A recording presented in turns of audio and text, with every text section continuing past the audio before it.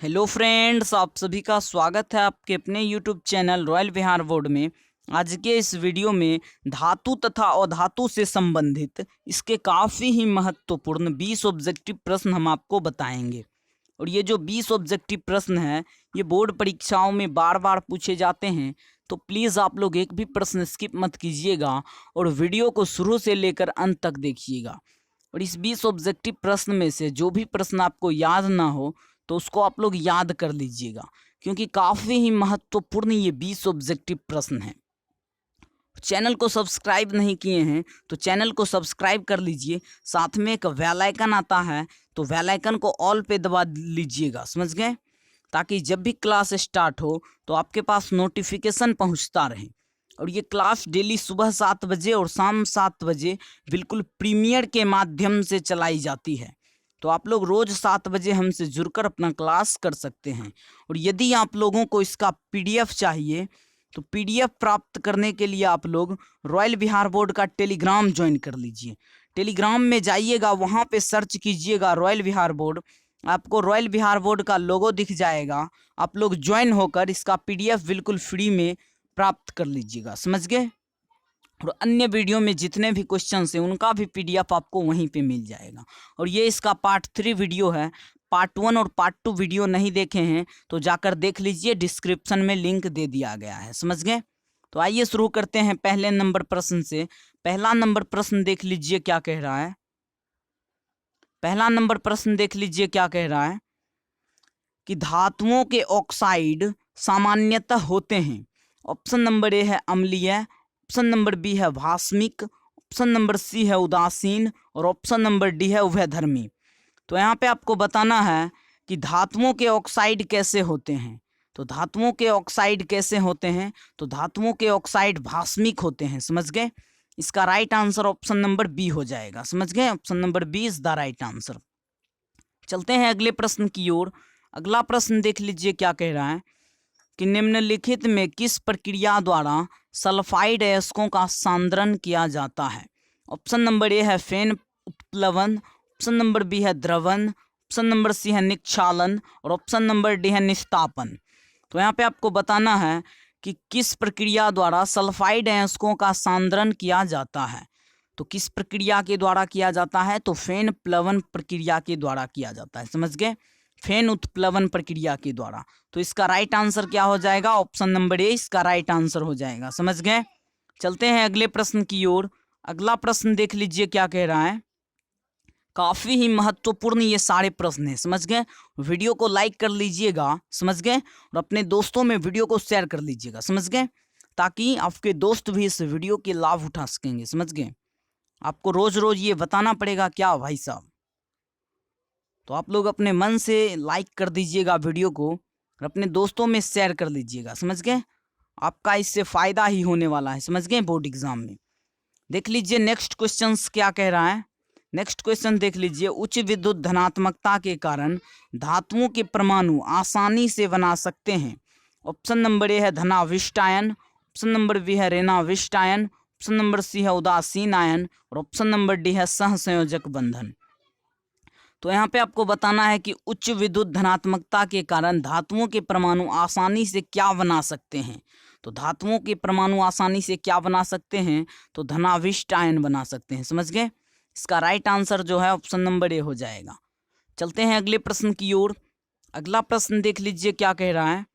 अगला प्रश्न है कि सक्रियता श्रेणी में हाइड्रोजन के नीचे वाली धातुएं।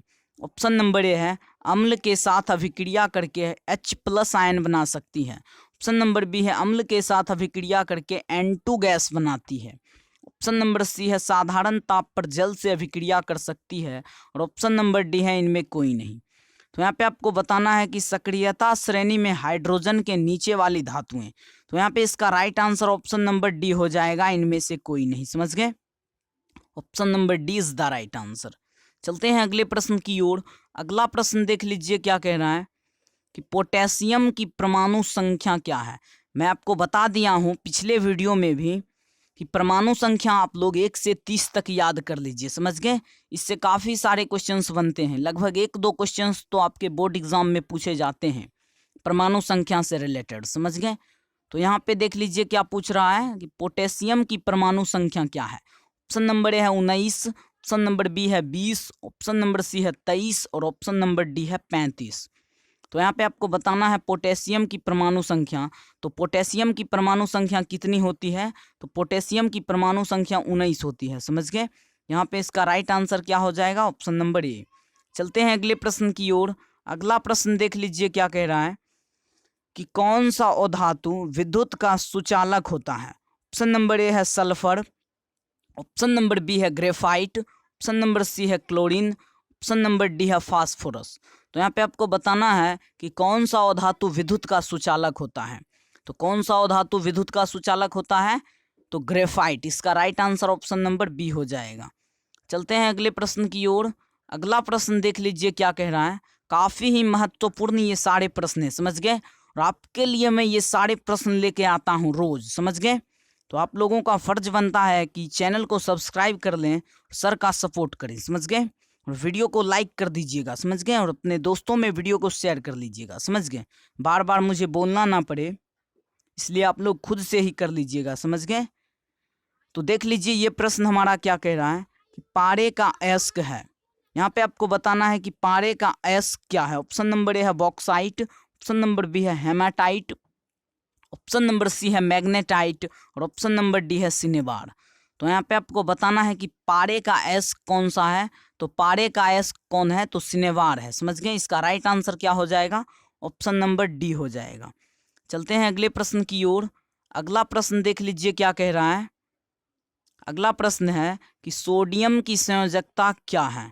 यहाँ पे आपको बताना है कि सोडियम की संयोजकता क्या है। ऑप्शन नंबर ए है 1, ऑप्शन नंबर बी है 2, ऑप्शन नंबर सी है 8 और ऑप्शन नंबर डी है 11। तो यहाँ पे आपको बताना है कि सोडियम की संयोजकता से रिलेटेड भी 1-2 क्वेश्चंस एग्जाम में पूछे जाते हैं, समझ गए? तो यहाँ पे इसका राइट आंसर क्या हो जाएगा? तो इसका राइट आंसर ऑप्शन नंबर ए हो जाएगा, समझ गए? सोडियम की संयोजकता 1 होती है। चलते हैं अगले प्रश्न की ओर। अगला प्रश्न देख लीजिए क्या कह रहा है कि सक्रियता श्रेणी में सबसे अधिक क्रियाशील धातु है। ऑप्शन नंबर है एयू, एयू का मतलब होता है सोना। ऑप्शन नंबर बी है Na का मतलब होता है सोडियम। ऑप्शन नंबर सी है Hg का मतलब पारा होता है। ऑप्शन नंबर डी है Cu का मतलब कॉपर होता है।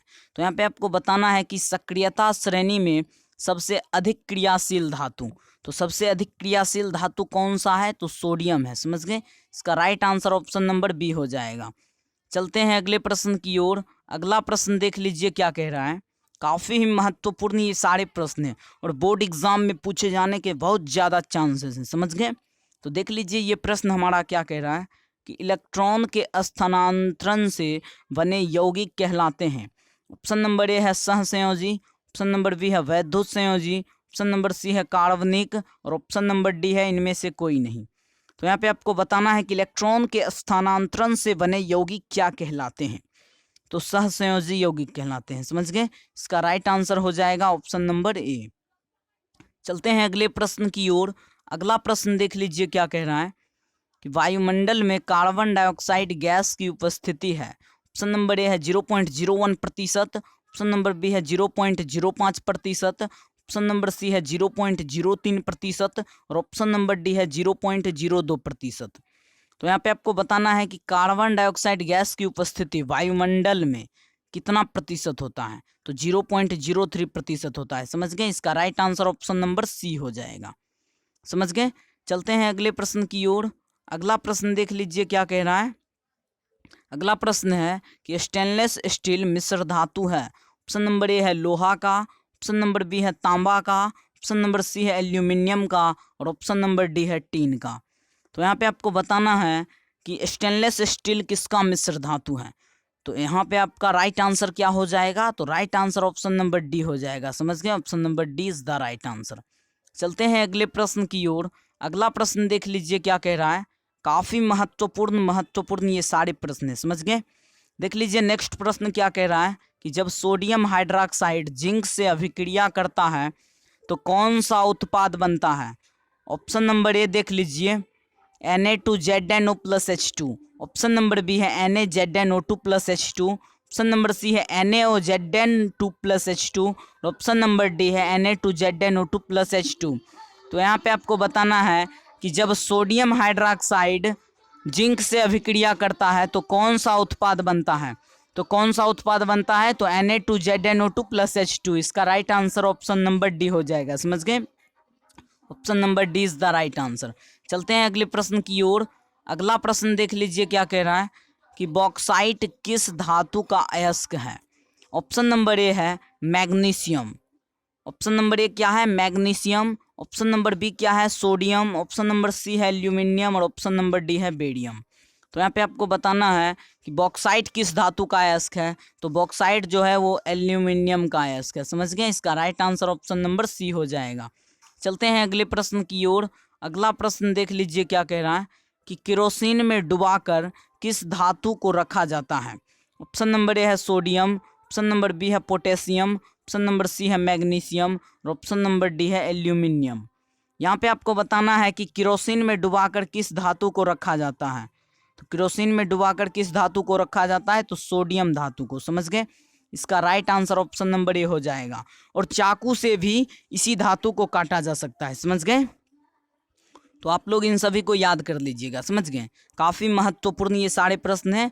और वीडियो को अभी तक लाइक नहीं किए हैं तो लाइक कर लीजिए और अपने दोस्तों में शेयर कर लीजिए। समझ गए, चलते हैं अगले प्रश्न की ओर। अगला प्रश्न देख लीजिए क्या कह रहा है। लोहे के फ्राइंग पैन को जंग से बचाने के लिए निम्न में से कौन सी विधि उपयुक्त है। ऑप्शन नंबर ए है ग्रीज लगाकर, ऑप्शन नंबर बी है पेंट लगाकर, ऑप्शन नंबर सी है जिंक की परत चढ़ाकर और ऑप्शन नंबर डी है ऊपर के सभी। तो लोहे के फ्राइंग पैन को जंग से बचाने के लिए कौन सी विधि अधिक उपयुक्त है, तो जिंक की परत चढ़ाकर। समझ गए, इसका राइट आंसर क्या हो जाएगा, ऑप्शन नंबर सी हो जाएगा। चलते हैं अगले प्रश्न की ओर। अगला प्रश्न देख लीजिए क्या कह रहा है, काफी महत्वपूर्ण ये प्रश्न है। समझ गए, लोहा को जिंक से लेपित करने की क्रिया को कहते हैं। यहाँ पे आपको बताना है कि लोहा को जिंक से लेपित करने की क्रिया को क्या कहते हैं। ऑप्शन नंबर ए है संक्षारण, ऑप्शन नंबर बी है गैल्वनीकरण, ऑप्शन नंबर सी है पानी चढ़ाना और ऑप्शन नंबर डी है विद्युत अपघटन। यहाँ पे इसका राइट आंसर क्या हो जाएगा, ऑप्शन नंबर बी गैल्वनीकरण। समझ गए, option number B is the right answer. चलते हैं अगले प्रश्न की ओर। अगला प्रश्न देख लीजिए क्या कह रहा है। अगला प्रश्न है कि कोई धातु ऑक्सीजन के साथ अभिक्रिया कर उच्च गलनांक वाला यौगिक निर्मित करती है। यह यौगिक जल में विलय यह तत्व क्या हो सकता है। ऑप्शन नंबर ए है कैल्शियम, ऑप्शन नंबर बी है कार्बन, ऑप्शन नंबर सी है सिलिकॉन और ऑप्शन नंबर डी है लोहा। तो यहाँ पे आपको बताना है कि कोई धातु है जो ऑक्सीजन के साथ अभिक्रिया करके उच्च गलनांक वाला यौगिक निर्मित करती है और यह यौगिक जल में विलय है। तो यहाँ पे आपको बताना है कि यह तत्व क्या हो सकता है। यह तत्व क्या हो सकता है, तो यह कैल्शियम है। समझ गए, इसका राइट आंसर ऑप्शन नंबर ए हो जाएगा। चलते हैं अगले प्रश्न की ओर। अगला प्रश्न देख लीजिए क्या कह रहा है कि जस्ता एवं तनु हाइड्रोक्लोरिक अम्ल की अभिक्रिया के फलस्वरूप निम्नांकित में कौन सा गैस बनता है। ऑप्शन नंबर ए है carbon dioxide, option number B है N2, ऑप्शन नंबर सी है H2 और ऑप्शन नंबर डी है SO2। तो यहाँ पे आपको बताना है कि जस्ता एवं तनु हाइड्रोक्लोरिक अम्ल। तो मैं यहाँ पे आपको एक चीज़ बता दूं जो काफ़ी ही महत्वपूर्ण है।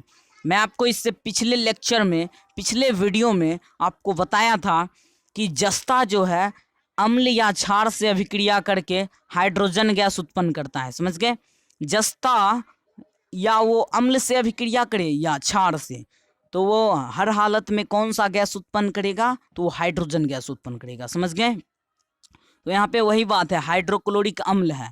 जब ये अम्ल है तो ये अम्ल जब जस्ता से अभिक्रिया करेगा तो आपको पता चल गया होगा कौन सा गैस उत्पन्न होगा, हाइड्रोजन गैस उत्पन्न होगा। समझ गए, पिछले वीडियो में मैं इसका कंसेप्ट बताया था।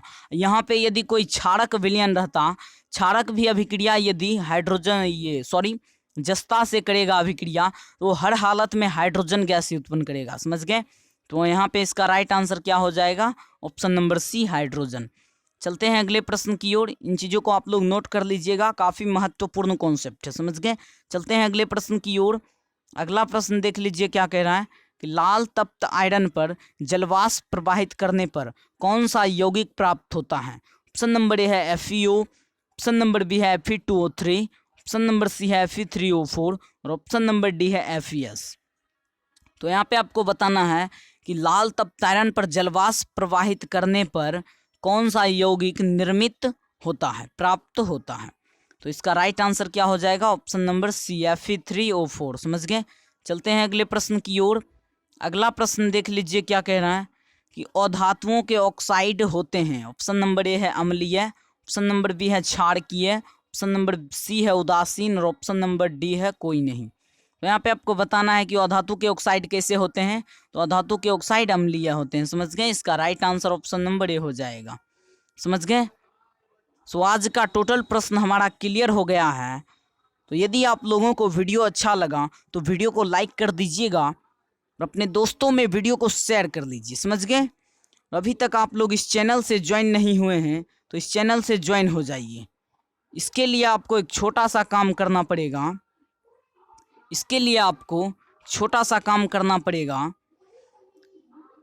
सॉरी, यहाँ पे क्या आ गया फिर से।